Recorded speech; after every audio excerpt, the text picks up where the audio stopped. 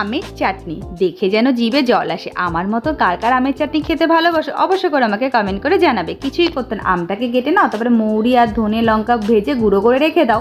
কড়াইতে তেল দিয়ে লঙ্কা 5 ফোড়ন দিয়ে আমগুলো পাটাপাট করে ছেড়ে দাও। লবণ দিয়ে একটু নাড়াচাড়া দাও আমটাকে নরম হওয়া পর্যন্ত। হলুদটা দিতে পারো, কেউ যদি না চাও যে সাদা সাদা রাখবো তাহলেও সেটা হলুদ নাও দিতে পারেন।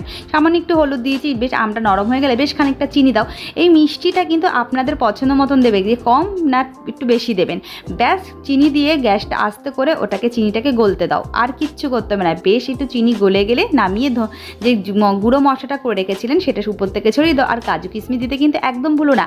বন্ধুরা, তোমাদের এরকম আমের আচার খেতে কার কার ভালো লাগে অবশ্যই করে আমাকে কমেন্ট করে জানাবে। আর তোমরা কোথা থেকে দেখছো সেটাও কিন্তু আমাকে জানাবে।